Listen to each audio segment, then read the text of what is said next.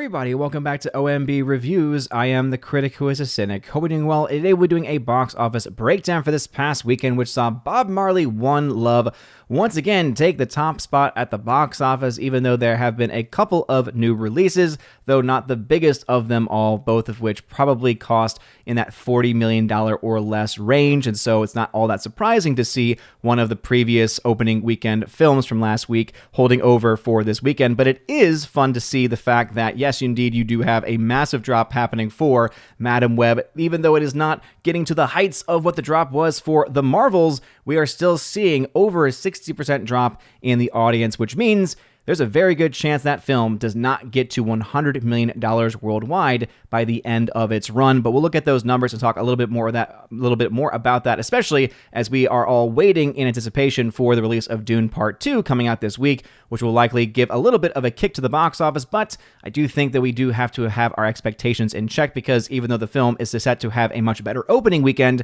than what it had back in the initial release back in 2021 of Dune Part 1, which a lot of people have pointed out, saying it was affected by COVID, the day and date release as well, doing as much as it did. Some are speculating about just how much money it likely will make this time around. But all that being said, it's still not set to have an amazing opening as far as comparison to other modern, big, gigantic, juggernaut box office hits. So I still think it's going to do better than the initial box office. I think it's going to do better than the first film, for instance, by quite a bit. But the question is just how much. And if you want further analysis on that, go ahead and check out the video I did on this channel about a week or two ago about what was the early talk about the overall but box office for that film. Before we get further, please make sure you smash that like button, a lot of that fire button, also smash the rumble button as well. And also make sure that you are subscribed to the channel with that bell notification. That way you know every time a video or live stream goes live on the channel. So, of course, over at Deadline, we got Tony talking like his normal things, right? Saying Bob Marley One Love,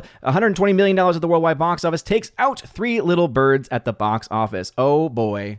Oh boy. Tony.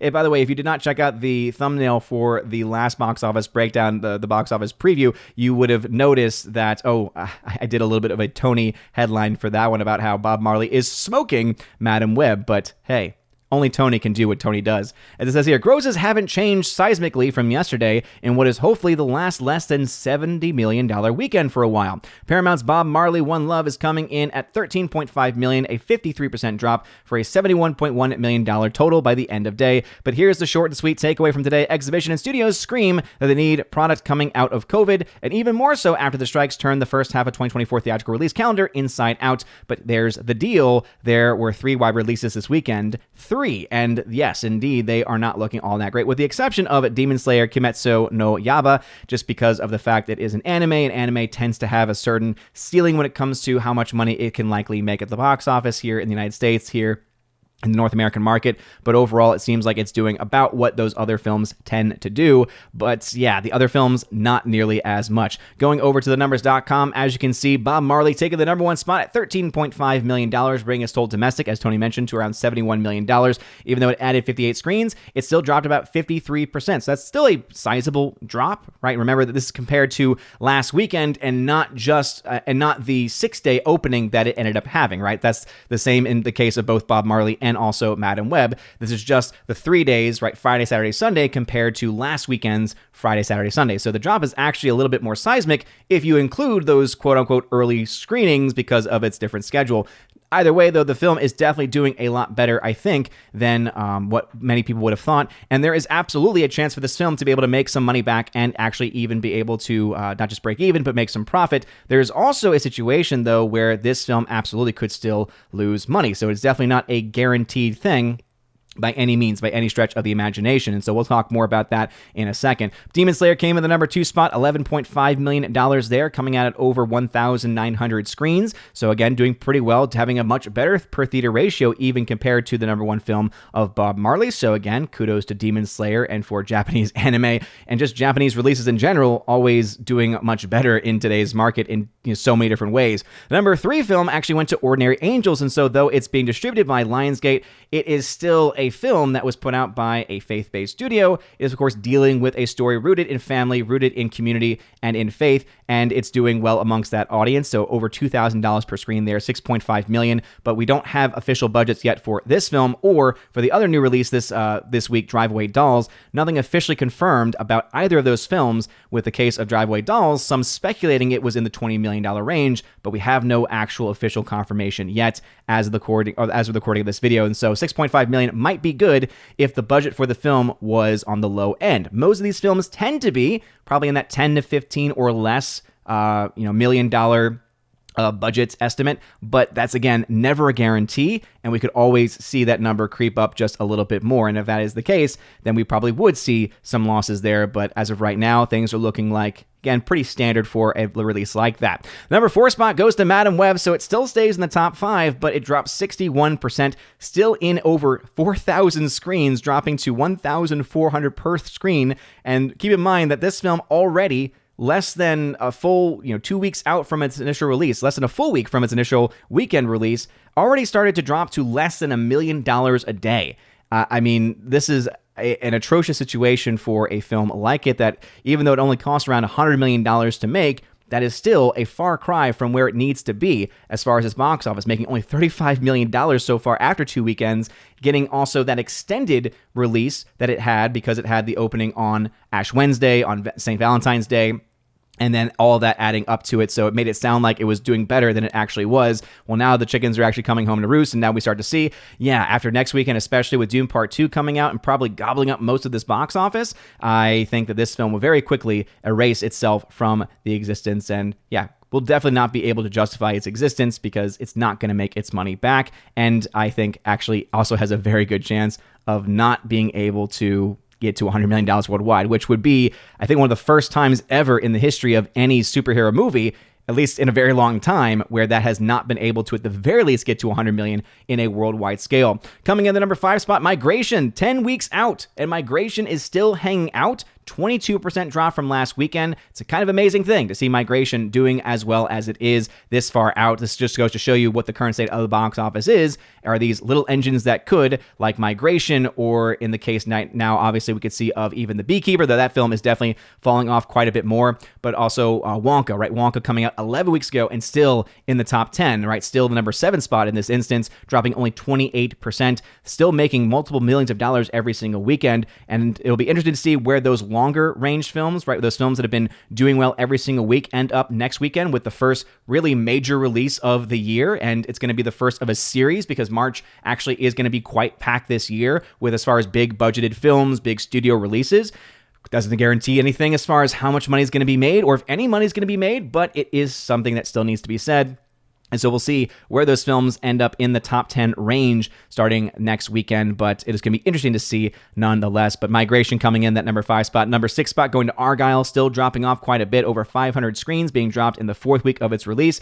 And I know that the old adage is, well, Apple didn't buy the rights to this expecting to make a lot of money, but when you spend $200 million to get the rights to a movie, and then you add more money on top of that to market the movie, guess what? You should be expecting some money back. I guess the argument is, well, they could have just released it onto onto Apple TV Plus, and then just not gotten really anything back from it. At least now they get something. But that's like saying, okay, you were going into it, looking at $200+ million in the red, and now you might only see about $150 million in the red based off of what you're doing. And so, again, I think that it's a bit of a bait and switch where it's like, doing better than expected, but you still want to make money on a movie. When you put that much money into it, you want to make money off of it. Otherwise, you're just throwing money away, and it's a giant waste. Doesn't matter if you're a $1 trillion corporation, a $1 billion corporation, whatever it might be. When you lose hundreds of millions of dollars in any capacity, over time especially, that adds up quite a bit. And remember, Apple has had a couple of financial losses this year, adding on top of that Killers of the Flower Moon. It might be making some attention, some headway in some of the Oscar categories and some of the award season stuff, but hundreds of millions of dollars does not make itself back simply by being on their service. The number 8 spot, this is finally when we get to the other new release this week, for Focus Features, Drive Away Dolls. This is from one of the Coen brothers, from Ethan Coen and his wife. Apparently, this film is just not really benefiting anybody. No one is really coming to the defense of it, which is interesting. You would essentially expect for a film like this, based on the trailer, to be a film that would be that female-dominated audience, right? Trying to bring that demographic out, trying to appease and to appeal to those certain things. It just seems like a very cringe movie to me. That's just how I kind of take it, and it looks like no one's really giving it that much of a chance at the box office either. Even Tony at Deadline can't really defend how poorly this film does, and even though the film is right now, again, some early murmurings are that it costs in that $20 million range, $2.4 million opening domestic, and really at this point, the only numbers that are being reported, that's not a good look for a film that needs to make probably somewhere between $40 and $60 million to actually break even. That's not looking like that's going to happen. The Beekeeper, number 9 spot, dropping 39%. Finally saw this film last week, and I overall thought it was a rad film, according to my Critic List score. Check out my full review over on criticlist.com. OMB Reviews over there, Templar Odin, and you will find that. But again, I do still hold to the fact that the film, even though I did enjoy it, is also still a movie that Amazon probably was expecting to get a little bit more return on investment for, and we still have no official budget. I know everyone and their mother's saying $40 million, that's what it is, that's what's being reported, but I keep checking it, and it's still just referring to one article that only by just proxy mentions 40 million and its relationship to both it and another movie. So it's really hard to actually tell what the official numbers are. But anyway, just that update on The Beekeeper for anyone that is still wondering. It is actually a fun movie, and I think it might be worth seeing at a matinee price, something like that, especially at this point in release when it's already available on PVOD, and I think it'll be available on streaming not too long after that. The Chosen Season 4, 2 weeks out now, in the second week of its release, dropping 49%. This is a showing of the episodes 4, 5, and 6 of the latest season in theaters. So again, doing very well for that kind of release. Not going to be knocking anybody's socks off, but again, doing okay. Bob Marley, $110 million worldwide means that this film has a chance of breaking even. We'll, of course, keep to track this movie, and we'll see just how much it drops off next weekend with Dune Part 2 coming out. That's going to, I think, be a kind of a major factor here, because it's either going to be a very small theatrical loss or a very small theatrical gain, and we'll go into those numbers in just a second. Demon Slayer, $20 million right now is its current, $11.5 million domestically, $8.7 million internationally. Of course, most of that's going to be likely coming from, actually, no, interestingly enough, not being reported out of Japan. No numbers actually currently being reported out of Japan, though it came out earlier this year. So hopefully the numbers ends up adding that numbers. I'm sure there's another site that you can find that will have those updated numbers. But again, 11.5 domestic is still very strong. Ordinary Angels at $6.5 million. Because we don't have the budget on this movie official, I think that that's still a pretty strong showing. Hilary Swank in this movie. Alan Ritchson, who is known for his work in Reacher. It looks interesting to me because of that reason, but I'm also not typically drawn to a lot of faith-based movies in general, because they tend just to not be as good. But hey, I'm hearing some pretty good things about this one. Shout out to Michelle from Force Light Entertainment. She said that this film was very moving and was very powerful. So hey, looks like there's definitely an audience for that film. Not so much of an audience, though, for Madam Web, all right? So Madam Web at $61 million worldwide after its second weekend, and because of where it's dropping and because how little, look at that international, $25.6 million. When you're making more domestically than international on a global franchise, which is the Sony Spider-Verse, associated film, adjacent film, whatever it is you want to say about it, it's not a good look. It is not a good look at all. And just to give this comparison again, because I think it's important, because I mentioned this last time about where this film tracking, you'll notice that even when you adjust for inflation, Madam Web only edges out Morbius one day of its release, and that was the first Monday. And it was not by much. In every other category, you see Morbius doing a lot better. First Wednesday, that's when the film finally dropped under $1 million a day. That's just how bad it is, right? It took Morbius at least until its second Monday to drop underneath $1 million a day. And that film obviously, dropped off quite a bit. But at the same point of release, $35 million by the second Sunday right now for Madam Web versus the $57 million made by Morbius. And so again, it's doing about half of what Morbius did. And because Morbius ended in that $160 million range, this is the reason why, one of the many reasons why I'm saying the film likely ends somewhere between $80 and $100 million. There's, of course, that chance that it makes over $100 million, but let's just say $120 million is the cap right now for what this film likely will make based on the numbers that we are seeing. Not a good look at all. And hey, couldn't happen to a better film because it is just complete trash. Migration, a film that is, again, that little engine that could, creeping up to $267 million. I don't think $300 million worldwide is in the cards, but hey, looking towards $275, maybe $280 topping off. We'll have to wait and see exactly where it goes. Argyle, $85 million. This also doesn't seem to have much of a strong chance of getting to $100 million either. So this is, again, why I say that this is not the kind of release that they are going to be having expected. I don't think this is the kind of release or the kind of money that they were hoping for in this theatrical release, because they did spend money on marketing, and that's obviously increasing the already massive $200 million they spent to actually get the rights to it. Wonka at $610 million, again, continues to show very strong numbers here. And again, kudos to them for being essentially the Puss in Boots of this year, and even surpassing Puss in Boots in so many different ways. Driveway Dolls only at $2.6 million. Yeah, not a lot to say here. The film's just not making any money. Beekeeper at $123 million. I've mentioned previously why that international number, especially, luckily, it's now made more domestically than internationally. That's going to be better for their return on investment, but still not going to be a massive, big budget, not massive amount of profits coming from that film. And then The Chosen Season 4 doing pretty well. Let's go to the chart. We love doing charts here over at OMB Reviews. And so first, let's talk about the fates of Bob Marley. So Bob Marley at $110 million means historically the film will likely end somewhere between 158 and 221 by the end of its run. Again, this is just based off of what we tend to see historically. And that's the reason why I say that the chance of it making money is actually quite strong, right? So it's either going to be, in a worst case scenario, minus $9 million, so a $10 million loss roughly, or in a best case scenario, we'll make $28 million in profit. Now, this is, of course, not using my RCC method, my random crazy chart method, taking into account the 40% cut that you get from international markets and other things. So that likely will still be a lot less than $28 million.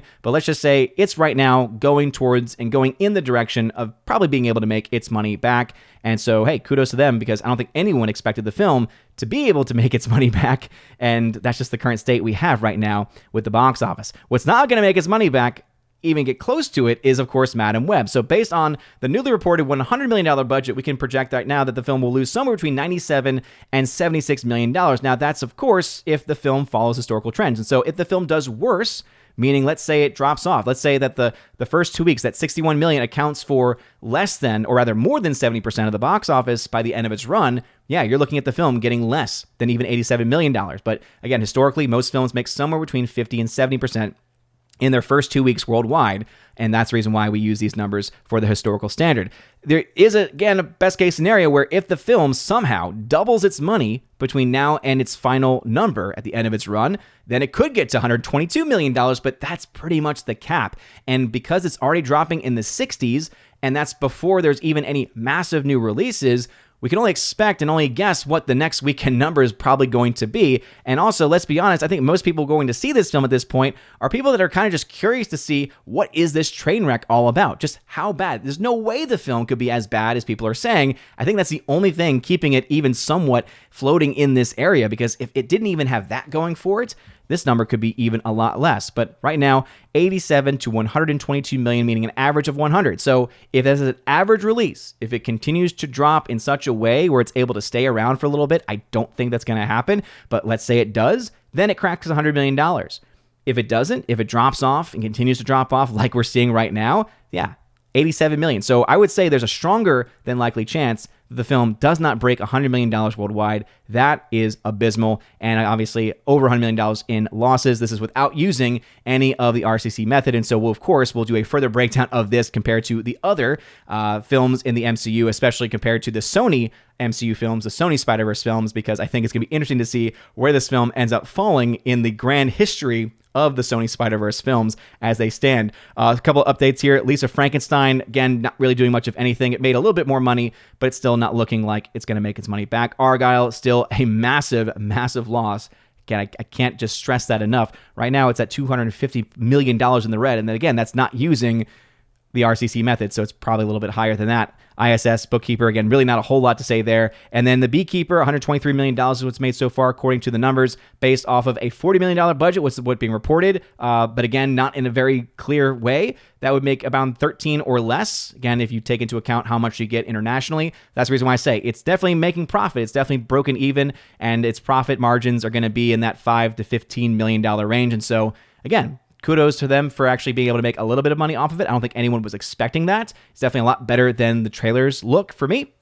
And I think it's a fun time if you have that type of enjoyment of that style and that genre. And of course, you have to at least be able to bear Jason Statham. But those are the numbers as they stand. What are y'all's thoughts? Do you think that Driveway Dolls and Ordinary Angels are going to be able to turn things around? Again, with both, we don't really know the box office, I think, as far as the budgets are concerned. So Ordinary Angels, I think, probably is safe. Driveway Dolls, probably not, based off of, at least we have a report of 20 million coming from just, again, speculation, nothing officially reported there.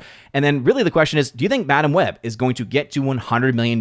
Give me a reason as to why you think it will or will not get to that number. And if you want further analysis of these things, in addition to others, in a shorter form potentially, go ahead and check out my articles over at geeksandgamers.com. I do a Sunday box office breakdown every single week, and I also try to add in articles when I can, also related to the box office. We'll probably do a special report on Dune, just looking at the numbers for part 1, breaking down exactly what happened with that movie and what we can likely expect on part 2, so be looking out for that. And of course, at the very least, look out for next weekend's box office preview and update, as we are going to be talking about Dune Part 2 coming out, finally shooting a little bit of life, but just how much? Let me know your thoughts about this and anything else I mentioned in the comment section down below. If you like this video, smash that like button, light up the fire button, smash the rumble button as well. You guys are all amazing and beautiful people. Have a wonderful rest of your day, and as always, God bless.